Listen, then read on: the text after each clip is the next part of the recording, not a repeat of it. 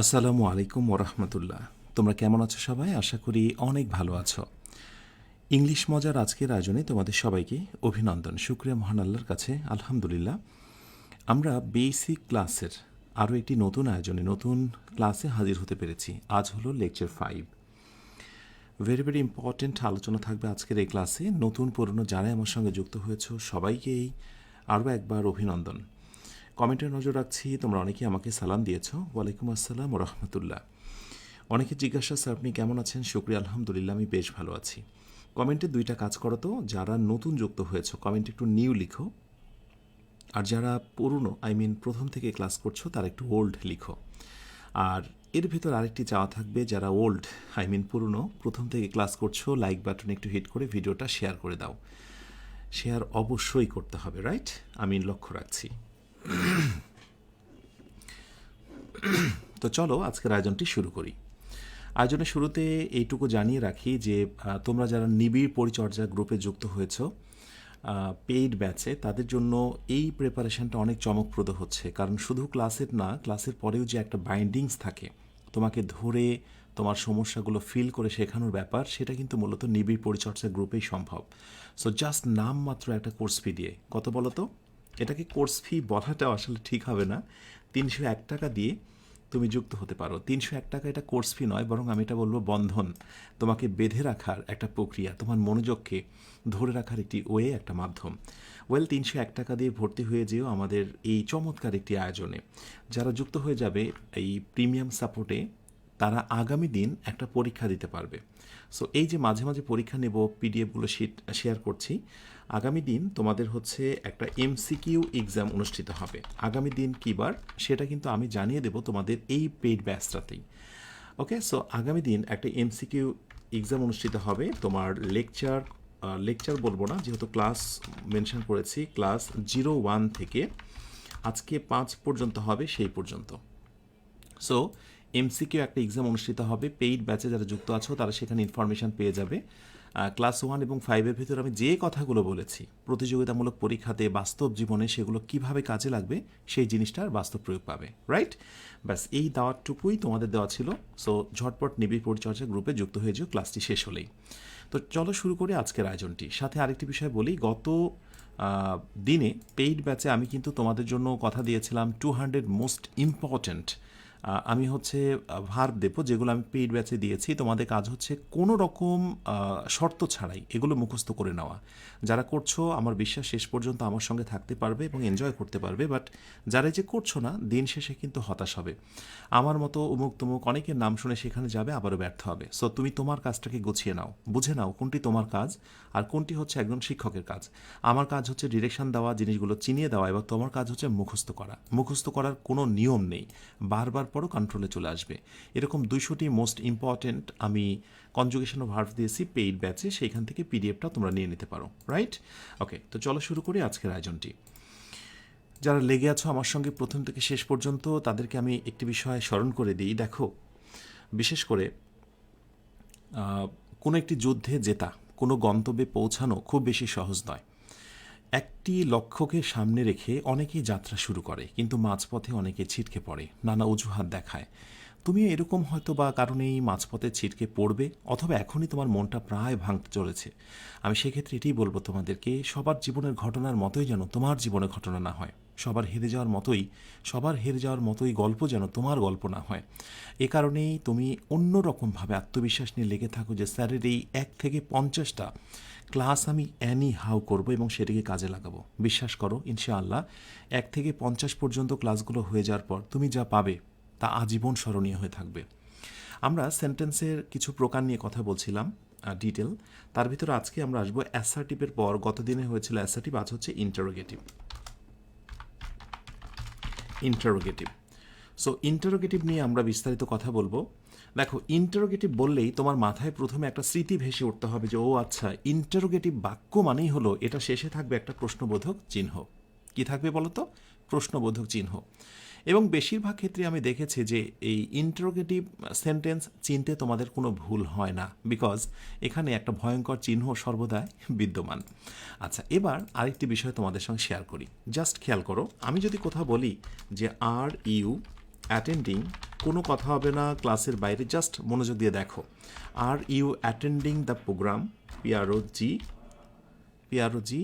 আচ্ছা RAM, okay. Are you attending the programme tonight, NIGHT, tonight, অর্থাৎ আজকে কি বিশেষ কোনো প্রোগ্রামে তুমি অ্যাটেন্ড হচ্ছ? এটা একটা প্রশ্ন। খালি প্রশ্নের ধরনগুলো দেখো। গতদিন আমরা দেখেছিলাম একটা অ্যাসার্টিভ বাক্যকে নেগেটিভ কতভাবে করা যায়, একটা বাক্যকে ঠিক রেখে। আজকেও আমরা ট্রাই করব একটা বাক্যই রেখে সেইটাকে কত রকমভাবে প্রশ্ন করা যায়। ওয়েল, এরপরে ধরো একটি প্রশ্ন করলাম যে when are you attending the programme tonight, okay. So এই জায়গাটায় আমরা টুনাইট কথাটা রাখতে পারি। আচ্ছা, রাখলাম। When are you attending the programme tonight, আজকের প্রোগ্রামে কখন আপনি যোগ দিচ্ছেন বা অ্যাটেন্ড হচ্ছেন। এরপরে আরেকটি প্রশ্ন আমরা করতে পারি সিম্পল ওয়েতে, সেটা হচ্ছে you are attending the programme tonight, okay. এরপরে দেবো একটা কমা, তারপরে বলবো আরেন্ট ইউ, তাই নয় কি? এই ধরনের প্রশ্নগুলোর সঙ্গেও তোমরা অনেকে পরিচিত, আমি বলছি এগুলোর নাম কি, সাথে থাকো। এরপর আরেকটি প্রশ্ন আমি একটু লম্বা করে বলতে পারি যে ক্যান ইউ টেল মি, তুমি কি আমাকে বলতে পারো? Can you tell me when, অথবা আমি ধরো ইফ দিলাম, ইফটাই বেস্ট হবে। হোয়েন, আচ্ছা, if you are attending the program tonight, okay. Question mark সবার শেষে, ইফটাই বেস্ট হবে, আমি ইফটা রেখে দিলাম। আমি অলরেডি একটা প্রশ্নকে অনেকভাবে ঘুরে বলেছি যে are you attending the programme tonight, তুমি আজকের প্রোগ্রামে কি অ্যাটেন্ড হবে? তাহলে আমি উত্তরে বলতে পারি যে ইয়েস আমি অ্যাটেন্ড হব, অর নো আমি অ্যাটেন্ড হব না, আমি এটা বলতেই পারি, তাই না? তার মানে একটা ধরনের প্রশ্ন আছে যেগুলোর উত্তর হতে পারে ইয়েস নো দ্বারা, মনে থাকবে? আচ্ছা, আরেকটা প্রশ্ন আছে when are you attending the programme tonight, যে প্রশ্নগুলো শুরুতে ডাব্লিউ এবং এইচ টাইপের ওয়ার্ড থাকে, যেগুলোকে বলা হয় WH কোয়েশ্চেন। নিশ্চয়ই তোমরা এই ব্যাপারে নাম শুনেছ, হু, হুইচ, হোয়াট, হোয়েন, হাউ, হোয়ার, এরকম 9টা বিশেষ WH দ্বারা শুরু ওয়ার্ড রয়েছে যেগুলো দিয়ে প্রশ্ন করা হয়, right? So when are you attending the programme tonight, এই ধরনের প্রশ্ন যখন করা হয় WH কোয়েশ্চেন দ্বারা, এই হু, হুইচ, হোয়াট, হোয়েন, সেগুলোর ক্ষেত্রে পূর্ণাঙ্গ আনসার দিতে হয়। আগের প্রশ্নে যেমন ইয়েস নো বলেই তুমি থেমে যেতে পারো, কিন্তু what, which, how, when, WH word দ্বারা কোনো প্রশ্ন হলে তুমি থেমে যেতে পারবে না, তোমাকে কমপ্লিট একটা ডেফিনেশন বা কমপ্লিট একটা প্রকাশভঙ্গি দেখাতে হবে। তাহলে এইগুলোকে বলা হয় WH কোয়েশ্চেন। এগুলো নিয়ে বিস্তারিত আমি কথা বলছি, WH কোয়েশ্চেনের জন্মটা কীভাবে হলো, ওকে। এবার আসলে you are attending the programme tonight, তুমি আজকের প্রোগ্রামে অ্যাটেন্ড হচ্ছ, তাই নয় কি, তাই কি? এই যে বাক্যের শেষে প্রথম একটা অংশ, তারপরে ছোট্ট করে প্রশ্নের একটা ধরন, এই যে ছোট্ট করে প্রশ্নের ধরন, সম্মতি, তুমি আজকের প্রোগ্রামে উপস্থিত হচ্ছ, তাই নয় কি, তাই কি? এই তাই কি, তাই নয় কি, ছোট্ট করে একজন যিনি কথা বলছেন স্পিকারের সম্মতির জন্য আমরা যে ছোট ছোট প্রশ্নগুলো করি, this is called tag question. কি কোয়েশ্চেন? Tag question. একটু ছোট্ট করে ফান করে বলতে পারি, ট্যাগ কোয়েশ্চেনকে অন্য কথায় বলা হয় টেইল কোয়েশ্চেন। টেল মানে কি জানো? লেজ, ওই গাভীর পেছনে লেজ বা ঘোড়ার পেছনে লেস কোয়েশ্চেন, হ্যাঁ, টেল কোয়েশ্চেন। তো লেজ যেমন পেছনে থাকে, এই সেন্টেন্সেরও কিন্তু পেছনে থাকে যে প্রশ্নটা, সেই জন্য এটাকে বলা হয় ট্যাগ কোয়েশ্চেন। ছোট প্রশ্ন, শর্ট কোয়েশ্চেন। আরেকটি প্রশ্ন হচ্ছে লম্বা একটা বাক্য। ছোট্ট একটা বাক্য হলে তো ঝামেলা চুকেই যেত, কিন্তু বাক্যের সংখ্যা যখন 2টা হয়, এটাকে বলা হয় কমপ্লেক্স সেন্টেন্স। আমি সেগুলো নিয়ে কথা বলবো। বাক্যের সংখ্যা যখন 2টা হয়, তখনও এক বিশেষ পন্থায় প্রশ্ন করতে হয়। প্রথমটুকু থাকে প্রশ্নবোধক, পরেরটুকু থাকে সিম্পল অ্যাসার্টিভ সেন্টেন্সের মতো। এই যে লম্বা কোনো বাক্যকে, কমপ্লেক্স সেন্টেন্সের মতো কোনো বাক্যকে যখন আমরা প্রশ্ন করি, সেই ধরনের প্রশ্নকে বলা হয় ইমব্যাডেড কোয়েশ্চেন। কি কোয়েশ্চেন? ইমব্যাডেড কোয়েশ্চেন, মানে সম্প্রসারিত প্রশ্ন। ইমব্যাডেড কোয়েশ্চেন। তাহলে মোটামুটি এটা বুঝে নিয়েছো যে প্রশ্ন জিনিসটা সহজ মনে হলেও এটা অনেক ধরনের হয়। পরবর্তীতে আরও অনেক রকমের প্রশ্নের অবতারণা হয়েছে বিভিন্ন সময়, যেমন ধরো চয়েস কোয়েশ্চেন, এরপরে তোমার আমি কোনো কোনো সময় দেখি যে লিডিং কোয়েশ্চেন, ওকে। যেমন ধরো আমি চয়েস কোয়েশ্চেন এবং লিডিং কোয়েশ্চেনের দুটো আনসার দিই, মানে কি বলে নমুনা দিই। যেমন are you attending the programme tonight or তুমি কি আজকের প্রোগ্রামে উপস্থিত হচ্ছ, নাকি স্টেইং হোম, নাকি বাসায় থেকে যাচ্ছ। দেখো এখানে একটা চয়েসের ব্যাপার আছে যে তুমি কি আজকে এখানে থাকবে, মানে আজকের নাইটে কি প্রোগ্রামে যাবে নাকি বাসাতেই থাকবে। এই যে দুইটা অপশানের মাঝখানে যখন অর থাকে তখন কিন্তু একটা চয়েসের প্রসঙ্গ আসে, হয় এটা না হয় ওটা। এরকম যখন চয়েসের প্রসঙ্গ আসে সেগুলোকে বলা হয় চয়েস কোয়েশ্চেন, রাইট। এরপরে আসো লিডিং কোয়েশ্চেন। লিডিং মানে কি? লিডিং মানে হচ্ছে বিশেষ শব্দ দিয়ে সম্মতি প্রকাশ করা। যেমন বললাম হচ্ছে যে ইউ আর, সিম্পলি বললাম যে you are attending the programme tonight, okay. এরপরে বললাম যে ওকে, অথবা আমি হয়তো বললাম যে রাইট, ওকে। এইগুলোর নাম হচ্ছে লিডিং কোয়েশ্চেন, ওকে। আশা করি মনে থাকবে, ছোট ছোট এই প্রশ্নগুলোকে বলা হয় লিডিং কোয়েশ্চেন। আর মাঝখানে যখন অর থাকে this is called choice question. তাহলে প্রশ্নের যে এত রকম ধরন, আশা করি সেটা বুঝে নিয়েছো। ব্যাস, এবার আমরা আরেকটু আস্তে আস্তে করে গভীরে প্রবেশ করি। তাহলে প্রশ্নের প্রথম প্রকারের নাম হচ্ছে ইয়েস নো কোয়েশ্চেন, ওকে। এটি হচ্ছে নাম্বার ওয়ান হচ্ছে ইয়েস নো কোয়েশ্চেন, কিউইএস, হ্যাঁ কোয়েশ্চেন, ওকে। এরপরে হচ্ছে নাম্বার টু হচ্ছে ডাব্লিউএইচ কোয়েশ্চেন, ওকে, ডাব্লিউএস কোয়েশ্চেন। এরপর নাম্বার 3 হচ্ছে ট্যাগ কোয়েশ্চেন, মোস্ট ইম্পর্টেন্ট যে চারটা সেটাই দিচ্ছি। এরপরে নেক্সট যে 4 নাম্বার গুরুত্বপূর্ণ আইটেম সেটি হচ্ছে এমবেডেড কোয়েশ্চেন। ক্লিয়ার? এই yes no question, WS question, tag question এবং এমবেডেড কোয়েশ্চেন, এই চারটা নিয়ে স্পেশালি আমরা একটু সামনে এগোই। ক্লিয়ার? আচ্ছা, এই হচ্ছে আমাদের কোয়েশ্চেন। ইয়েস নো কোয়েশ্চেনের ক্ষেত্রে সর্বদা একটা বিষয় তোমরা মনে রাখবে যে এটা শুরুটা হবে অক্সিলারি ভার্ব দিয়ে। কি দিয়ে? অক্সিলারি ভার্ব দিয়ে শুরু হবে। হ্যাঁ, অক্সিলারি ভার্ব দিয়ে, এরপরে সাবজেক্ট, বাকি যা থাকুক, শেষ হচ্ছে question mark. So auxiliary verb থাকবে, do, does, did, have, has, had, কিছু একটা শুরুতেই থাকবে। এটা যেন অবশ্যই মনে থাকে। এবার ইয়েস নো দিয়ে কোনো কোনো সময় কিছু পিকুলিয়ার টাইপের প্রশ্ন হয়।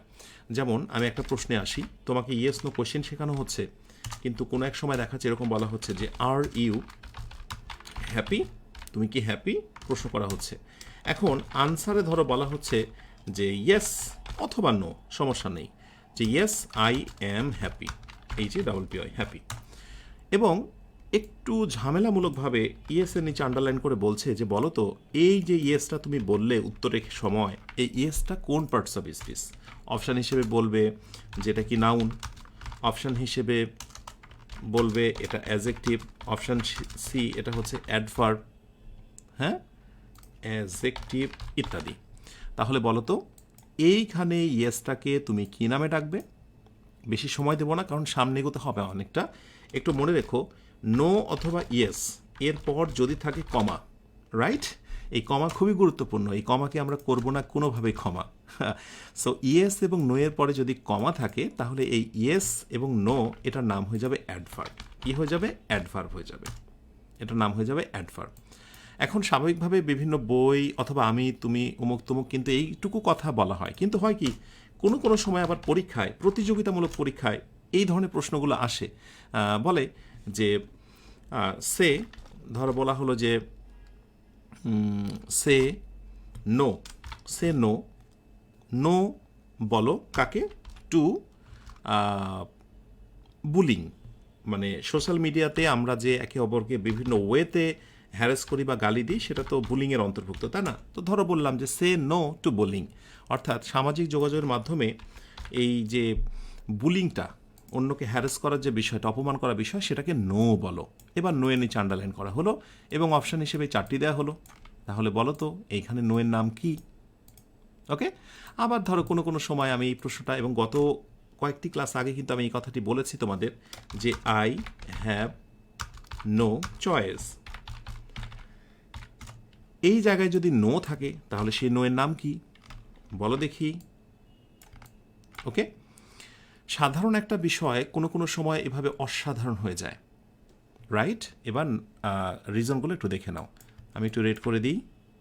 ওকে, সো ফার্স্ট একটা কথায় বলি যে যখন কমা রয়েছে তখন আত্মবিশ্বাস নিয়ে আজকের পরে অবশ্যই বলবে, সেটির নাম হচ্ছে অ্যাডভার্ব, সেটির নাম হলো অ্যাডভার্ব। এটা একটা নোট হবে। ও হ্যাঁ, আরেকটি বিষয় হলো যে যারা পেইড ব্যাচে যুক্ত আছো তাদেরকে কষ্ট করে নোট করতে হবে না, তারা শুধু ক্লাসটাই করবে।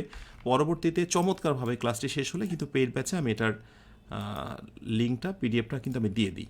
তাহলে ইয়েস নো এর পরে যেহেতু কমা রয়েছে, অতএব এটিকে আমরা কি বলবো? অ্যাডভার্ব বলবো, রাইট? অ্যাডভার্ব বলবো। আর এখানে সে নো, নর্মালি এই জিনিসটা মনে রাখতে হবে, ভার্বের পরে অবজেক্ট থাকে, অবজেক্ট হিসেবে সাধারণত কে বসে? নাউন বসে।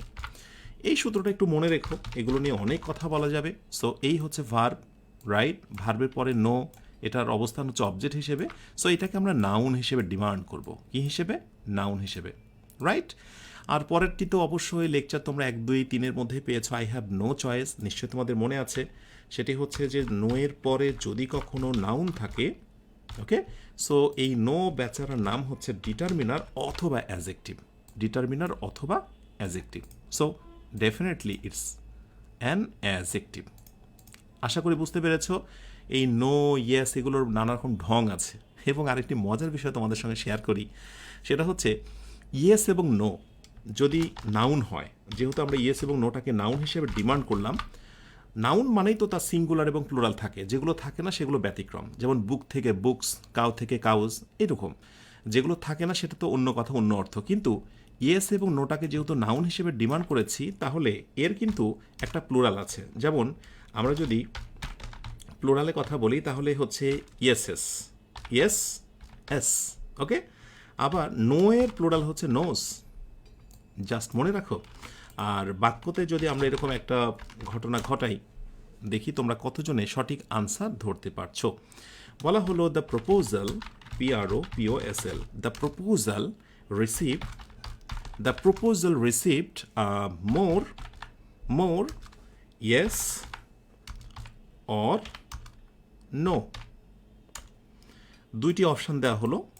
দ্য প্রপোজাল, প্রস্তাবনাটি গ্রহণ করেছিল অধিক পরিমাণে হ্যাঁ এবং না এই বিষয়টি। সো ইয়েস ইয়েস, আইটিতে হচ্ছে নোজ। বলা হলো চুজ দ্য কারেক্ট আনসার, সঠিক আনসারটি বেছে বের করো, চুজ দ্য কারেক্ট আনসার। বলো দেখি তুমি কোন আনসারটা রাইট দেবে। প্রথমত, না জানলে তোমার কাছে মনে হবে এ নাম্বারটা রাইট, অথবা তোমার কাছে বি নাম্বারটা দেখে খুবই উইয়ার্ড লাগবে যে এমন আবার কোনো ওয়ার্ডের জন্ম হয়েছে কিনা। কিন্তু আসলে ইয়েস এবং নো এটা কিন্তু হচ্ছে এইটারই জাস্ট প্লুরাল, ইয়েস ইয়েস এবং নোজ। সো যেহেতু আমরা মোর দিয়েছি, মোরের পরে কি হবে? মোর বুক না বুকস? ইয়েস, এইভাবে মোরের পরে নাউনটা তো প্লুরালই হয়, রাইট? সো অবশ্যই অবশ্যই আমরা এই আনসারটাকে রাইট বলবো। থ্যাংক ইউ সো মাচ যারা বুঝে শুনে রাইট আনসার দিয়েছ। যারা আমার সঙ্গে যুক্ত আছো, ঠিকঠাক মতো সব শুনতে পাচ্ছ কিনা, ক্লাসটা এনজয় করছো কিনা অবশ্যই জানাও। তাহলে আমরা ইয়েস নো এর ব্যাপারে ছিলাম, এতক্ষণ ইয়েস নো কোয়েশ্চেনের ব্যাপারে জানলাম। একটু সামনে এগোই আমরা, এবার যাব আমরা ডাব্লিউএস কোয়েশ্চেনের ব্যাপারে। আচ্ছা, ডাব্লিউএস কোয়েশ্চেন্সের ব্যাপারে বলতে গেলে প্রথমে বলতে হয় যে list of WS question, list of WS, অনেকে ডাব্লিউএস এটাকে ওয়ার্ড বলে অথবা কোয়েশ্চেন্সও বলে, সমস্যা নেই। তো ডাব্লিউএস ওয়ার্ডসের সংখ্যা হচ্ছে 9টা, এটা যেন সবার মনে থাকে। কয়টা? 9টা। এবং এগুলো মুখস্থ করে নেবে, আমিও মুখস্থ করেছি, তুমিও করবে, কেমন?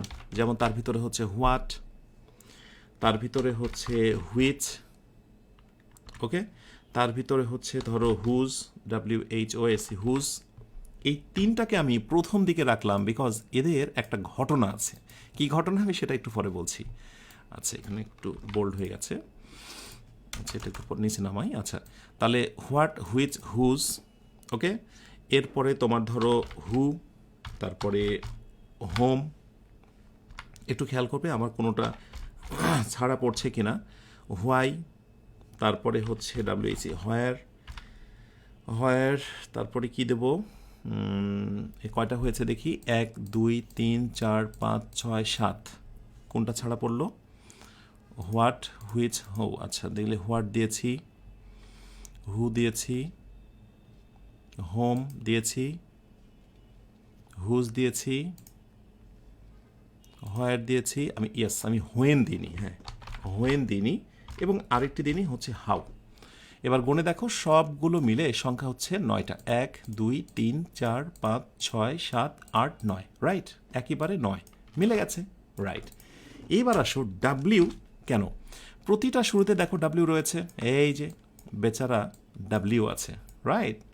সবগুলো শুরু ওয়ার্ডটাই হচ্ছে ডাব্লিউ, বাট একটার শুরু হচ্ছে এইচ দ্বারা। কি দ্বারা? এইচ দ্বারা। সেই জন্য ডাব্লিউ এবং এইচ বলা হয়। নিশ্চয়ই মনে থাকবে ডাব্লিউএস কোয়েশ্চিন বা এই ওয়ার্ডগুলোর নাম কেন এমনটি হয়েছে, মনে থাকবে। আচ্ছা, এই ডাব্লিউএস কোয়েশ্চিনের কাজটা কি? ডাব্লিউএস কোয়েশ্চিনের কাজ হচ্ছে ডাব্লিউএস ওয়ার্ড যেটা, এইটার পরবর্তীতে একটা প্রশ্নবোধক চিহ্ন হয়, এটা আমরা সবাই জানি। কিন্তু বিভিন্ন সময় ছলে বলে কৌশলে এরা বিভিন্ন রকমের আচরণ করে। কেমন? আমি একটা প্রশ্নের কথা বলি। যেমন বলা হচ্ছে হোয়াট ইজ ইয়োর নেম। তো এখানে এই যে হোয়াট আছে, এই হোয়াটের বাংলা অর্থ হলো কি, এটা তোমরা প্রত্যেকেই জানো। হোয়াটস ইয়োর নেম অথবা হোয়াট ইজ ইয়োর নেম, তোমার নাম কি। ওকে, ডান। কিন্তু কোনো কোনো সময় দেখা যায় এই শব্দগুলো সেন্টেন্সের শুরুতে না বসে, প্রশ্নবোধক বাক্য তৈরি না করে এই শব্দগুলো বাক্যের মাঝেও বসে। যখন বাক্যের মাঝে বসে তখন সাধারণত অনেকগুলোর অর্থ পরিবর্তন হয়ে যায়। যেমন আমি যদি বলি tell me what you want, তোমরা কি কেউ আমাকে বলতে পারবে এই বাক্যতে হোয়াটের বাংলা অর্থ কী? এখন তুমি যদি একটা ছোট্ট ধারণা নিয়ে বসে থাকো যে হোয়াট মানে কি, ছোটবেলায় অবশ্য শিখতাম যে হোয়াট মানে কি, তখন ফান করে বলতাম গাধার মতো প্রশ্ন করলে উত্তর দেব কি। প্রত্যুত্তরে আবার এমনও কথা বলতাম যে তোমার মতো ছেলেকে পকেটে রেখেছি, রাইট। সো এইরকম কিছু স্মৃতি কিন্তু অনেকেরই রয়েছে। হোয়াট মানেই নাকি সারা জীবন কি। সো হোয়াটের বাংলা অর্থ কি না হয়ে অন্য অর্থ হতে পারে। টেল মি হোয়াট, এখানে হোয়াটের বাংলা অর্থ হচ্ছে যা, অর্থাৎ টেল মি আমাকে বলো যা তুমি কি চাও। তাহলে এখানে কি দিলে অর্থটা পরিপূর্ণ হবে না। এই যে বেসিকটার সমস্যা, তোমরা বঙ্গানুবাদ করতে পারো না, একটা সেন্টেন্সের সুন্দর বাংলা বুঝতে পারো না, রাইট। এই যে অনেকে বাংলা অর্থটা লিখছো। So what is your name মানে তোমার নাম কি, but what tell me what you want, আমাকে বলো যা তোমার প্রয়োজন বা যা তুমি চাও। এই ধরনের কোনো কোনো ঘটনা অনেক সময় ঘটে। আবার আরেকটি মজার বিষয় দেখো, যেমন এখানে এরকম প্রশ্ন করা হয় যে হোয়াট বুক অথবা হুইচ বুক। এক্ষেত্রে প্রশ্ন রয়েছে হোয়াট বা হুইচ নিয়ে সমস্যা, যে what book do you need, তোমার কোন বইটা প্রয়োজন। এখানে আবার হোয়াটের অন্য একটা ঘটনা ঘটেছে। কি ঘটনা বলো তো? হোয়াটের পর একটা নাউন বসেছে। সো হোয়াট বাক্যের শুরুতে হয়েছে, তার একরকম নাম, একটা ঘটনা। হোয়াট বা এই শব্দগুলো বাক্যের মাঝে বসলে একরকম ঘটনা, আর বাক্যের শুরুতে বসলে অন্য রকমের একটা ঘটনা। তো চলো আমরা একটু জানার চেষ্টা করি কোথায় কি নাম হয়েছে। বিশেষ করে বিভিন্ন প্রতিযোগিতামূলক পরীক্ষাতে এই প্রশ্নগুলো প্রচুর পরিমাণে আসে। যদি বলা হয় হোয়াট ইজ ইয়োর নেম, ওকে, এবং হোয়াটের নিচে আন্ডারলাইন করা হলো, এটার নাম কি? সো তোমরা কোনোভাবে সময় নেবে না, এটার নাম হচ্ছে ইন্টারোগেটিভ প্রোনাউন। ইন্টারোগেটিভ কি বলতো? প্রোনাউন। এটা যেন মনে থাকে, ইন্টারোগেটিভ প্রোনাউন মনে থাকবে নর্মালি। কিন্তু যখন ডাব্লিউএইচ ওয়ার্ডের পর একটা নাউন থাকে, এখন ডাব্লিউএইচ ওয়ার্ড তো অনেকগুলো আছে, 9টা, সবগুলো কি না রে বাবা, শুধুমাত্র হাতে গোনা 3টা। সেই 3টা হচ্ছে এই 3টা। এই জন্য কিন্তু আমি বলেছিলাম যে এই বেচারাকে আমি একটু সামনের দিকে রাখবো। হ্যাঁ, এই বেচারাকে বা এদেরকে আমি একটু সামনের দিকে রাখবো। সো এই হচ্ছে হোয়াট, এই হচ্ছে হুইচ, আর এই হচ্ছে হুজ, WHOSE, হুজ। এরা যদি কখনো নাউনের পূর্বে বসে তাহলে এদের নাম চেঞ্জ হয়ে যাবে। এদের নাম কি হবে জানো? এদের নাম কি হবে আমি তোমাদেরকে এক্ষুনি দেখাচ্ছি। সো নেক্সট একটা কোশ্চেন দিচ্ছি, সেটা হচ্ছে ধরো আমি বললাম আগের বাক্যটাই যে what book do you need, তোমার কোন বইটা প্রয়োজন। দেখো এই হচ্ছে হোয়াট, ওকে, তারপরেই রয়েছে হচ্ছে নাউন। কোনো কোনো জায়গায় তুমি হুইচ বুক দেখতে পাবে, হোয়াট বুক অথবা হুজ পেন ইত্যাদি। তো যখনই নাউনের পূর্বে হোয়াট বসেছে রে বাবা, তখন এর নামটা হবে চেঞ্জ। এটার নাম কি জানো? এটার নাম হচ্ছে ইন্টারোগেটিভ। আগেটা ছিল প্রোনাউন, কিন্তু এবার নাম হচ্ছে ইন্টারোগেটিভ কি বলতো? অ্যাজেক্টিভ। ইন্টারোগেটিভ অ্যাজেক্টিভ মনে রাখা খুবই সহজ। নাউনের পূর্বে তো অ্যাজেক্টিভই বসে, বসে না? তো সেই জন্য এটার নাম হচ্ছে ইন্টারোগেটিভ অ্যাজেক্টিভ। তাহলে নিশ্চয়ই বুঝে নিয়েছো যে অবস্থান ভেদে ডাব্লিউএইচ ওয়ার্ডগুলো একটা বাক্যে বসে অর্থের পরিবর্তন হয়, এরপরে পার্টস অফ স্পিচের পরিবর্তন পর্যন্ত হয়ে যায়। আর বিশেষ করে আমার সঙ্গে যারা এই মুহূর্তে যুক্ত আছো, আমি বিশ্বাস করি তোমরা অনেকে আছো যে প্রতিযোগিতামূলক পরীক্ষাও তোমরা দেবে বাট দিয়েছো। তারা একটু বলো তো এই ধরনের প্রশ্নগুলো প্রতিযোগিতামূলক পরীক্ষায় আসে কি না? অবশ্যই আসে। একটা টেস্ট হয়ে যাক, দেখি যে তোমরা ঠিকঠাক মতো বলতে পারছো কি না। আমি বলছি যে which, WHICH, which colour do you prefer? COLOUR। বানানের মধ্যে পার্থক্য, এই কালারটা হচ্ছে আমেরিকান, আর এখানে ইউ দিলে এটাকে বলা হয় ব্রিটিশ বানান। ঠিক আছে, ইংরেজি শেখার ক্ষেত্রে এটাও জেনে রাখো, বানানের ভিতরে দুই রকমের বৈষম্য দেখা যায়। Which colour do you prefer? Okay, so এইবার আমি বলছি যে এই হুইচটা কোন পার্টস অফ স্পিচ, এই হুইচটার নাম কি? সো এটি কি তোমার কোনো প্রোনাউন? অপশন বি, এটা হচ্ছে অ্যাজেক্টিভ। অ্যাজেক্টিভ। ওই ইন্টারোগেটিভ প্রোনাউন বা ইন্টারোগেটিভ অ্যাজেক্টিভ অত কথা না বলে পরীক্ষায় এভাবে থাকে যে হুইচটাকে তুমি কি বলবে, এটা কি অ্যাজেক্টিভ অবস্থায় আছে নাকি অন্য কিছু? ফাইন। আচ্ছা, সুমাইয়া ইয়াসমিন বলছো যে স্যার আগের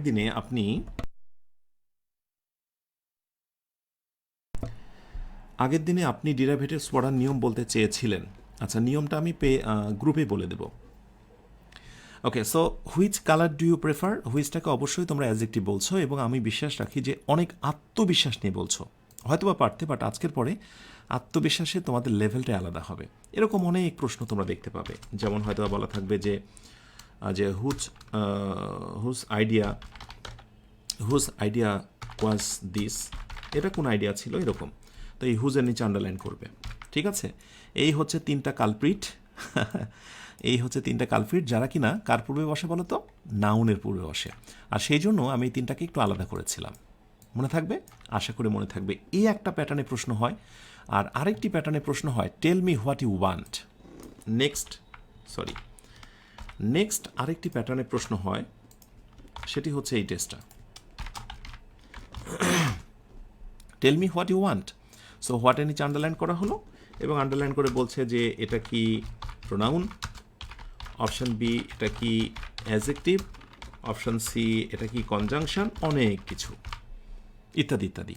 সো বেশি সময় নেব না, এটুকু তোমাদের বলি, যখন দুই পাশে দুইটা সেন্টেন্স থাকে, এই একটা সেন্টেন্স, এই পাশে একটা সেন্টেন্স, তাহলে বাক্য কয়টা? দুইটা। এরকম আমি হয়তোবা তোমাদেরকে এখন সেন্টেন্স বলছি, কিন্তু মনে রাখবে যখন এই দুইটা বাক্য থাকে আর মাঝখানে কোনো কিছু দিয়ে যুক্ত করা থাকে, লিঙ্কার বা জয়নার যেটাই বলি আমরা, তখন ওগুলোকে সেন্টেন্স বলা যাবে না, ওগুলোকে বলতে হবে ক্লজ। মনে করে দেখো, ক্লজ নিয়ে কিন্তু একটু কথা আমি বলেছিলাম, রাইট? সেন্টেন্সগুলোকে আমরা বলবো ক্লজ, মাঝখানে ডট ডট ডট, আবার শেষে যদি আরেকটি বাক্য বা ক্লজ থাকে, CLAUSE ক্লজ। এই দুই পাশে দুইটা ক্লজ যদি থাকে আর মাঝখানে যদি কোনো লিঙ্কার থাকে, কোনো কিছু যুক্ত করা, যোজন করার জিনিস থাকে, সেই জিনিসটার নাম হচ্ছে কনজাংশন। সেটার নাম হলো কনজাংশন। যখন আমি পার্টস অফ স্পিচ শেখাবো, সেখানে চমৎকার ধারণা পাবে তোমরা। Yes, so tell me what you want, এই হোয়াটটাকে আমরা অবশ্যই বলবো কনজাংশন। ক্লিয়ার? আমার বিশ্বাস এই টাইপের আনসারগুলো বলতে আর তোমাদের একটুও দেরি হবে না। মনে থাকবে? আচ্ছা, তাহলে এইবার তোমরা আমাকে নেক্সট একটা টেস্ট বলো দেখি। সেটা হলো দুইটা প্রশ্ন করবো এখান থেকে। প্রশ্ন হচ্ছে he knows, KNOWS, he knows who left the door open. এই হুয়ের নিচে আন্ডারলাইন করে বলা হচ্ছে যে এই হুয়ের নাম কি? ঝড়গতিতে আনসারটা দিয়ে দাও। এই হুয়ের নাম কি? দ্রুত বলতে হবে। হি নোজ, সে জানে, he left the door open, sorry, সে জানে কে দরজাটা উন্মুক্ত রেখে গিয়েছিল। এই পাশে একটি ক্লজ, ওকে, এই পাশে একটি ক্লজ, একটা বাক্য, মাঝখানে এটির নাম হচ্ছে কনজাংশন। অবশ্য কোনো কোনো সময় তোমরা স্পেশালি হুজ, হুইচ এগুলোকে রিলেটিভ প্রোনাউন হিসেবে জানবে। রিলেটিভ প্রোনাউনও কিন্তু কনজাংশন হিসেবেই কাজ করে। এগুলো নিয়ে বিস্তারিত আমরা পরে কথা বলবো। তাহলে নিশ্চয়ই এইটুকু ধারণা এসে গেছে যে বাক্যের মাঝে এই যে যুক্ত করে যে তার নাম হচ্ছে কনজাংশন। মনে থাকবে? Thank you so much. আমি দেখছি তোমরা অনেকেই রেসপন্স করছো। ইয়েস, আসলে এভাবেই কিন্তু পূর্ণতা আসে। ঠিক আছে, ওকে। সো এরপরে আমরা আসবো ট্যাগ কোয়েশ্চেন। ট্যাগ কোয়েশ্চেন নিয়ে বলার কিচ্ছু নাই। ট্যাগ কোয়েশ্চেনে শুধু আমি বলবো যে দুইটা পার্ট থাকে, পার্ট ওয়ান আর হচ্ছে পার্ট 2, 02। পার্ট 1 হচ্ছে একটা সেন্টেন্স যেটাকে বলা হয় স্টেটমেন্ট, STAT, স্টেটমেন্ট। আর পার্ট 2 হচ্ছে শর্ট কোয়েশ্চেন। আর এই শর্ট কোয়েশ্চেনের ধরনটা হচ্ছে আগে আসে অক্সিলারি ভার্ব, কিছু একটা বসে, নো, নট ইত্যাদি, এবং তারপরে হচ্ছে প্রোনাউন। এখন অনেকে প্রশ্ন আসতে পারে যে স্যার আপনি তো শেখাচ্ছেন সেন্টেন্স, তো আপনি সেন্টেন্স শেখাতে যেয়ে আপনি কেন ট্যাগ কোয়েশ্চেন নিয়ে কথা বলছেন, আপনি কেন ক্লজ নিয়ে কথা বলছেন, আপনি কেন ইত্যাদি ইত্যাদি শেখাচ্ছেন? বারবার বলতে হয়, তারপরে আবারও বলবো এটাই যে শেখার ক্ষেত্রে তুমি যদি সব কিছু একটু একটু করে টাচ না নিয়ে রাখো, তাহলে একসময় যখন ওই টপিকটা দেখবে তখন তোমার কাছে অনেক ভয় লাগবে। এবং আজকের আলোচনা শেষে আমি তোমাকে দেখাবো যে আমি সেন্টেন্স তোমাদেরকে শেখালেও, ইন্টারোগেটিভ সেন্টেন্স নিয়ে কথা বললেও এর ভিতরে ইংরেজি গ্রামারের স্বতন্ত্র 3-4টা টপিক নিয়ে আমি কথা বলেছি। এগুলোই গ্রামারে, বিভিন্ন ব্যাকরণ বইয়ে গ্রামারে আলাদা আলাদা টপিক হিসেবে স্থান পেয়েছে। তার মানে ওই টপিকগুলো বা ওই লেসনগুলো কিন্তু মহাকাশ থেকে উড়ে আসেনি, এগুলো থেকেই উৎপত্তি হয়েছে। আমি তোমাদের উৎপত্তি স্থলটা শেখানোর চেষ্টা করছি। ঠিক আছে, ওকে। সো আমরা একটা বাক্য দিয়েছিলাম, যে বাক্যটা কি ছিল, যে you are attending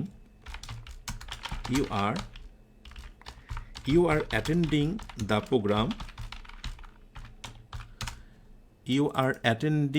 programme, tonight. এইরকম একটা কমা দিয়ে আমরা এরকম একটা জায়গায় কিছু বসিয়েছিলাম। মনে রাখবে ট্যাগ কোয়েশ্চেন মানেই প্রথম অংশ, পার্ট 1 সেন্টেন্স, এই অংশকে বলছি আমরা সেন্টেন্স। আর এই অংশটা দেখে আমরা এই পাশে ট্যাগ কোয়েশ্চেন করব। সো অক্সিলারি ভার্ব কী নেব বলো তো? আর নেব, পরবর্তীতে শেখাবো। আর বাক্যটা যেহেতু হাবোধক, তাই আমি কী নেব জানো? Are not. আর কী নেব জানো? প্রোনাউন নিয়ে নেব। কী নেব? প্রোনাউন।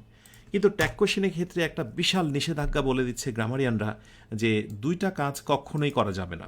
একটা হলো যে যদি প্রশ্নটা হয় বাক্যটা যদি হয় হাঁ বোধক, তাহলে এই পাশে না বোধক করতে হবে। আর এই না বোধক করার সময় শর্টকাট করতে হবে। আর নটের শর্টকাট হচ্ছে কি জানা আছে? আরেন্ট। এই ছোট ছোট বিষয়ের আমি লিস্ট দিয়ে দেবো পেইড ব্যাচে, সেখান থেকে নিয়ে নিও। Aren't, isn't. তাহলে আর নটটাকে আরেন্ট করলাম, আর নিয়মটা কি? প্রোনাউন দিয়ে দেবো। এই হচ্ছে প্রোনাউন। আমি জানি অনেকেই প্রোনাউন চেনো না, আমি চিনিয়ে দেবো, ওয়েট করো, পার্টস অফ স্পিচ লেসন যখন শেখাবো। এই হচ্ছে মোটামুটি বেসিক ধারণা। This is called tag question, ছোট প্রশ্ন। বাট এখানে ইউ আর যদি নট হতো, you are not attending the programme, তাহলে এই পাশটা যেহেতু না বোধক, তখন আর নট আমি দিতাম না। তার মানে না বোধক থাকলে হাঁ বোধক, আর যদি হাঁ বোধক থাকে তাহলে না বোধক। জাস্ট এই কথাটুকু মনে রাখো। ট্যাগ কোয়েশ্চেন সংক্রান্ত এটিই গুরুত্বপূর্ণ আলোচনা। বিস্তারিত থাকবে যখন আমি এই লেসনটা শেখাবো। আচ্ছা, নাম্বার 4-এ আসি, ইমব্যাডেড কোয়েশ্চেন। ইমব্যাডেড কোয়েশ্চেন শুরু করার পূর্বে তোমাদেরকে একটি কথা বলি। আমি 1 থেকে 50টা ক্লাসে তোমাদেরকে হয়তো বা ইংরেজির উড়োজাহাজ বানিয়ে দেবো না, এটা আমি অনেকবারই বলছি। বাট আমি ইংরেজির তোমাদেরকে একটা মজা দেব, ইংরেজির বিষয়ে তোমাদের আত্মবিশ্বাসের জায়গা তৈরি করব। এরপর বাজার থেকে যে কোনো বই কিনলেই যেন তুমি সেই বইটা পড়ে মজা পাও, অথবা নামি দামি মুখ টিচারের কাছে যেয়ে যেন তার লেকচারটা তুমি বুঝতে পারো। আমি জানি আমার এই ক্লাসে এমন অনেক স্টুডেন্ট যুক্ত আছো বা এই স্বপ্ন নিয়ে যুক্ত হও যে স্যার আমি ইংরেজি শুরুটাই করতে পারি না। তুমুকের নাম শুনে বাজারে সবচেয়ে ভালো বইটাই কিনে নিয়ে আসি, অথবা ভালো একজন টিচারের কাছে আমি কোর্সে বা তার ক্লাস করতে যাই, কিন্তু অনেক কথাই বুঝতে পারি না। কেন? বিকজ তোমার বেসিকটা দুর্বল। সেই বেসিক নিয়ে আমি কাজ করছি এখন তোমাদের, কেমন? সো কোনোভাবেই মন খারাপ করবে না, খুঁটিনাটি বিষয়গুলো আমি নিয়ে আসছি, আমার উপরে দায়ভার ছেড়ে দাও, ইনশাআল্লাহ শেষ পর্যন্ত ভালো কিছু হবে। ক্লিয়ার? আচ্ছা, নাম্বার 4-এ আসি এবার। Number 4, embedded question. So embedded কোয়েশ্চেন্সের জন্মই হতো না, ইমব্যাডেড কোয়েশ্চেন্সের জন্মই হতো না যদি ইংরেজিতে কমপ্লেক্স সেন্টেন্স নামের কোনো সেন্টেন্স না থাকতো। আমি কথাটা আবার রিপিট করছি, ইমব্যাডেড কোয়েশ্চেন্সের কোনো জন্মই হতো না ইংরেজিতে যদি কমপ্লেক্স সেন্টেন্স নামের কোনো সেন্টেন্স না থাকতো। এখন কমপ্লেক্স সেন্টেন্সটা কি আমি একটু বলি। দেখো, আমি তোমাদের যেটা নিয়ে কথা বলছি সেটা হচ্ছে যে আমাকে সেই ফিরে যেতে হবে পূর্বে, কাইন্ডস অফ সেন্টেন্সেস। তো আমি কিন্তু বলেছিলাম অ্যাসার্টিভ, এরপরে ইন্টারোগেটিভ, এরপরে imperative two assertive, interrogative, imperative, তারপরে হচ্ছে অপটেটিভ। একটু রিভিশন হয়ে যাক, আরেকবার লিখছি, XCLAMATO এক্সক্লেমেটরি। তো এই যে হচ্ছে assertive, interrogative, imperative, optative, exclamatory, এটা সেন্টেন্সের একটা প্রকার। আবার সেন্টেন্সের আরেকটা প্রকার আছে যেটা তোমরা অনেকেই জানো না, ছোট্ট করে জেনে রাখো। একটা হচ্ছে সিম্পল, আরেকটি নাম হলো কমপ্লেক্স, এগুলো নিয়ে কথা বলা যাবে। আর এরপরে হচ্ছে কম্পাউন্ড। আরে বাপরে, অনেকে তো ভয় পেয়ে গেছো যে স্যার কী শেখাচ্ছেন, এগুলো তো নিজেই অনেক ছোট জিনিসই পারে না, এগুলোর নাম কেন বলছেন? আরে বাবা, তুমি না হয় দুধ চা খেতেই পছন্দ করো, ভালো কথা। তুমি না হয় লাল চা খেতেই পছন্দ করো, ভালো কথা। কফি একদিন না হয় টেস্ট করেই দেখো। কেননা যদি কেউ তোমাকে জিজ্ঞাসা করে যে কফির স্বাদ কেমন তুই কি জানিস, সেদিন আর যাই হোক, অ্যাটলিস্ট তার সঙ্গে 2 মিনিট তো জেরা করতে পারবে, তর্ক করতে পারবে, হ্যাঁ আমি কফি সম্পর্কে জানি, এটা ব্ল্যাক, এটা একটু তেতো তেতো ভাব ইত্যাদি। সো আমি যেটা বলতে চাচ্ছিলাম যে তুমি ছোট জিনিসগুলোই শেখো, কিন্তু তার মানে এই নয় যে তুমি এই জিনিসটা অ্যাভয়েড করবে, বিকজ এগুলোর পর কোনো এক সময় একটা বই পড়তে যে অমুক তমুক স্যারের লেকচার, অথবা আমি তো তোমাকে সিম্পল কমপ্লেক্স কম্পাউন্ডের কথা বলবো, তখন কি তোমার কাছে আননোন, অপরিচিত মনে হবে না? হবে। যার কারণেই আমি বলি যে সবসময় সব জিনিস আমরা দেখে রাখবো। আমরা শিখছি assertive, interrogative, imperative, optative, exclamatory. এটা হচ্ছে মিনিংয়ের উপর ভিত্তি করে, যেটাকে আমরা বলি অর্থ, মানে একটা বাক্যের অর্থ, একজন মানুষ কিভাবে কথা বলে, অর্থ। আর সিম্পল কমপ্লেক্স কম্পাউন্ড হচ্ছে এটা structure, structure structure structure base, sorry, STRACTUR, structure. Okay okay. So একটা হচ্ছে মিনিংয়ের উপর ভিত্তি করে বাক্য হলো 5 প্রকার, আর গঠনের উপর ভিত্তি করে বাক্য হচ্ছে 3 প্রকার। ঠিক আছে, এই জিনিসটুকু জাস্ট মনে রাখো। তাহলে আমি যে কথাটি বলছিলাম এবার, ইমব্যাডেড কোয়েশ্চেনের জন্মই হতো না যদি না কমপ্লেক্স সেন্টেন্স নামের ইংরেজিতে একটা প্রকার না থাকতো। তাহলে সেই জিনিসটা নিয়ে এবার কথা বলি। ইমব্যাডেড কোয়েশ্চেন, যেমন যে বাক্যটি আমরা দিয়েছি, ধরো একটা বাক্য দিলাম যে হোয়াট ইজ দ্য টাইম, আচ্ছা এটা দিই, হোয়াট টাইম, খেয়াল করো, what time is it, what time is ইট। এখন তুমি আনসারে বলবে যে ইটস নাও, কি বলবে, বলবে যে ইটস নাও, আমি যখন হয়তো ক্লাস নিচ্ছি তখন হয়তো এই কথাটি বলবে, ইটস নাও 9:45 PM, রাইট? এখন 9:45, এটাই তো বলবে হোয়াট টাইম ইজ ইট, ভালো কথা। এখন ধরো আমি প্রশ্ন করতে চাই এরকম করে যে তুমি কি আমাকে বলতে পারো এখন কয়টা বাজে? তাহলে তুমি কি আমাকে বলতে পারো, এইটুকু বললাম, এখন কয়টা বাজে, তার মানে আমি এই যে হোয়াট টাইম দিয়ে আরেকটা কথা লিখবো না? হ্যাঁ। তাহলে তুমি কি আমাকে বলতে পারো, আমি বলছি যে can you tell me, can you tell me, তুমি কি আমাকে বলতে পারো এখন কয়টা বাজবে? হোয়াট টাইম ইজ ইট, এ একটা দ্বন্দ্ব। আরেকটা হচ্ছে can you tell me what time it is, এ একটা বাক্য। এখন এটা নিয়েই হচ্ছে দ্বন্দ্ব, যখন বাক্যটা লম্বা হয়ে যায়, বাক্যটা যখন 2টা হয়ে যায়, বাক্যটা যখন কমপ্লেক্স হয়ে যায়, তার মানে 2টা বাক্য মানেই কিন্তু কমপ্লেক্স। কম্পাউন্ড শিখিনি, সেটা নিয়ে পরে কথা বলবো। সাধারণত এখন ধরে নাও 2টা বাক্য মানেই সেটাকে আমরা কমপ্লেক্স বলছি। তো যখন বাক্যটা হয় কমপ্লেক্স, 2 পাশে 2টা সেন্টেন্স থাকে, এটাকে কমপ্লেক্স বাক্য বলছি। এই ধরনের বাক্যকে যদি প্রশ্ন করতে চাই, তাহলে প্রশ্ন করার একটা বিশেষ ধরন বা একটা স্ট্রাকচার আছে, স্ট্রাকচার, সেই স্ট্রাকচারটাই মূলত ইমবেডেড কোয়েশ্চেন। দেখবে এবার লিখে নাও, সবাই লিখে নাও। স্ট্রাকচারটা হচ্ছে, দেখেছো অনেকে কিন্তু রাইট আনসার দিচ্ছ তোমরা, আমার খুব ভালো লাগছে। সো স্ট্রাকচারটা হচ্ছে যে প্রথমে হবে ইন্টারোগেটিভ, TEGATIV, ইন্টারোগেটিভ, ওকে, প্রথমে হবে ইন্টারোগেটিভ, ওকে। এরপরে হচ্ছে আমরা যে লিঙ্কার বা কনজাংশন যেটাই বলি, কনজাংশন, আমরা আরেকটু সহজ করে বলি যে বেশিরভাগ ক্ষেত্রে WH ওয়ার্ড দেখা যায়, WH ওয়ার্ড, ওই যে হু, হুইচ, হোয়াট, হাউ। এরপরে আমরা সাজাবো অ্যাসার্টিভ। এখন অ্যাসার্টিভ মানে কি নিশ্চয়ই তোমাদের মনে আছে, এর আগে আমি যখন তোমাদের ক্লাস নিয়েছিলাম সেখানেও দেখিয়েছিলাম। অ্যাসার্টিভ মানে ওর ভিতরে থাকবে একটা সাবজেক্ট, একটা ভার্ব প্লাস এক্সটেনশন, রাইট? এটাই তো শিখিয়েছিলাম। কিন্তু বিশেষ এই স্ট্রাকচারে বলা হচ্ছে যেহেতু বাক্যটা প্রশ্নবোধক, তাই সবার শেষে আপনাকে একটা প্রশ্নবোধক চিহ্ন দিতে হবে। এইটাই গুরুত্বপূর্ণ। যেমন দেখো ইন্টারোগেটিভটা দেখো তোমরা, ক্যান ইউ টেল মি। তোমরা নিশ্চয়ই জানো যে ইন্টারোগেটিভ মানে হচ্ছে অক্সিলারি ভার্ব চলে আসবে, এই যে এসেছে সাবজেক্টের আগে, ভালো কথা। এরপর একটা কনজাংশন, এই যে WH ওয়ার্ড বসেছে। তারপরে অ্যাসার্টিভ, আমাকে সাজাতে হবে সাবজেক্ট ভার্ব, হ্যাঁ সাবজেক্ট ভার্ব, এই যে ভুল, আগে ভার্ব পরে হচ্ছে সাবজেক্ট, এটাই আমার ভুল। সো রাইট উত্তর কী হবে বলো তো? Can you tell me what time it is subject verb, কিন্তু প্রশ্নবোধক চিহ্ন আমি দেইনি, এই কারণে এই আনসারও ভুল, এই আনসারও ভুল। সঠিক আনসার হচ্ছে যেটা, can you tell me what time it is, সবার শেষে হবে কোয়েশ্চেন মার্ক। এই যে বিশেষ একটা ধরন, আমি জানি অনেকের মাথায় হয়তো বা ঢোকেনি, বাট এইটুকু শুধু মনে রাখো, দুইটা বাক্য যখন থাকে প্রশ্ন করার এক বিশেষ ধরনকে বলা হয় ইমবেডেড কোয়েশ্চেন, বাংলায় যেটাকে বলা হয় সম্প্রসারিত প্রশ্ন বা লম্বা প্রশ্ন। সো তোমরা একটু পাশে লিখে নিতে পারো, ইমবেডেড কোয়েশ্চেন মানে হলো কমপ্লেক্স সেন্টেন্সের প্রশ্ন অথবা লম্বা একটা প্রশ্ন বা বাক্য। আর মনে রেখো এই স্ট্রাকচারটাকে সামনে রেখে আমি তোমাদেরকে আরেকটি টেস্ট দেব। আলোচনার প্রায় আমরা শেষ দিকে, দেখি যে তোমরা ঠিকঠাক মতো ধরতে পারছো কিনা।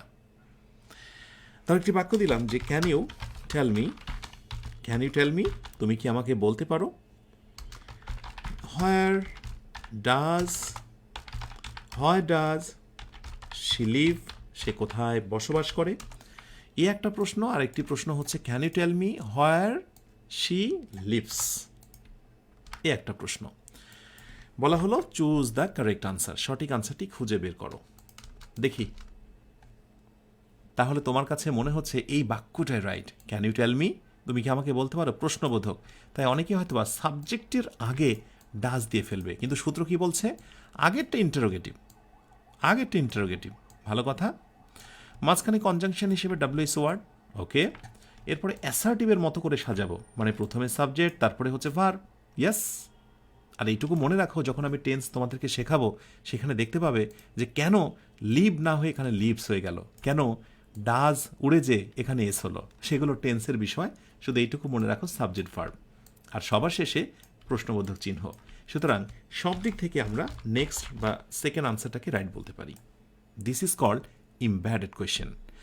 আজকে আমাদের আলোচনার বিষয় ছিল ইন্টারোগেটিভ সেন্টেন্স আলোচনা করতে যে আমরা কি কি শিখেছি এক নজরে সেটা একটু আমি আলোকপাত করতে চাই। ইন্টারোগেটিভ সেন্টেন্স মানেই তার শুরু হয় প্রশ্নবোধক ওয়ার্ড, অর্থাৎ WH ওয়ার্ড দিয়ে। প্রশ্নবোধক ওয়ার্ড বা WH ওয়ার্ডের সংখ্যা হচ্ছে 9টি। প্রশ্নবোধক বাক্য হলে সবার শেষে একটা প্রশ্নবোধক চিহ্ন বসে। প্রশ্নবোধক শব্দগুলো অর্থাৎ WH ওয়ার্ডগুলো বাক্যের মাঝে বসলে তার নাম হয়ে যায় কনজাংশন, এবং তার অর্থ কিন্তু আর আগের মতো থাকে না। আমরা দেখেছি ইন্টারোগেটিভ সেন্টেন্সের ভিতরে ইংরেজি স্বতন্ত্র চমৎকার একটা লেসনের নাম হচ্ছে ট্যাগ কোয়েশ্চেন। আমরা আরও দেখেছি ইমবেডেড কোয়েশ্চেন, এবং আমরা দেখেছি স্থানভেদে WH ওয়ার্ডগুলো কিভাবে কখন হচ্ছে নাউন, কখন হচ্ছে প্রোনাউন, কখন হচ্ছে অ্যাডজেক্টিভ। অনেক কিছু শেখার রয়েছে এই একটি ক্লাস থেকে। ইনশাআল্লাহ এভাবে করে আমরা আস্তে আস্তে করে সামনে এগিয়ে যাব। সবশেষে আমি তোমাদেরকে এটাই বলতে চাই, যারা প্রথম থেকে আমার সঙ্গে যুক্ত আছো, লেগে থাকো, ইনশাআল্লাহ অনেক কিছু জানতে পারবে। দেখা যাক আগামী ক্লাস যেদিন অনুষ্ঠিত হবে, কবে সেটা তোমরা অনেকেই জানো, পেজে নজর রাখো। তবে সেই দিনই অর্থাৎ নেক্সট যেদিন ক্লাস রয়েছে সেই দিনই একটা পরীক্ষা অনুষ্ঠিত হবে, পরীক্ষার সময়টা আমি পেইড ব্যাচে জানিয়ে দেব। তো আমার সঙ্গে যারা যুক্ত হয়েছো প্রথম থেকে শেষ পর্যন্ত যারা যারা ক্লাসটা এনজয় করেছো অবশ্যই কমেন্টে জানাবে, বিকজ আমাদের একটা অনেক বড় ক্লাসরুম, কিন্তু এই ক্লাসরুমের পর্দা হচ্ছে আমাদের মাঝখানের এই ইন্টারনেট কানেকশন। আমরা কেউ কাউকে দেখতে পাই না, কিন্তু আমরা কিছু পাওয়ার নেশায়, কিছু শেখার নেশায় যুক্ত হয়ে যায় এখানে। তোমরা আমাকে ঝটপট করে একটু এটা জানাও যে ক্লাসটা কেমনভাবে এনজয় করেছো, ভালো লেগেছে কিনা। আর সাথে এটাও করতে হবে, খুব কাছের একজন বন্ধুকে মেনশন করতে হবে আজকে একা ক্লাস করেছো, সামনের ক্লাসটা যেন একা না হয়, দুজন সাথে ক্লাস করবে, কম্পেয়ার করলে অনেক ভালো হয়। আসলে পথ চলা না কখনো একা মজার হয় না। আমি সব সময় দেখেছি সুন্দর কিছু শুরুটা অথবা সুন্দর কিছু পাওয়ার নেশায় দুজন একসাথে পথ চললে সেই পথ চলাটা অনেক চমৎকার হয়। আমি তো দেখেছি যে মর্নিং ওয়াকের ক্ষেত্রেও, আমার ক্ষেত্রেও সেটা হয়। আসলে যখন দুজন একসাথে হাঁটি, আমার প্রিয় কোনো মানুষ অথবা আমার কোনো হচ্ছে ফ্রেন্ডস অথবা কাছের মানুষ একসাথে সকালে হাঁটতে বের হলেও সময়টা চমৎকার কাটে। এইরকম ভাবনা নিয়েই আরেকজন বন্ধুকে ইনভাইট করো এবং দুজনের ভিতরে কম্পেয়ার কন্ট্রাস্ট করো। ইনশাআল্লাহ এই 1 থেকে 50 পর্যন্ত আয়োজনটা চমৎকারভাবে কাটাতে পারবে এবং দারুণ কিছু শিখতে পারবে। ঠিক আছে?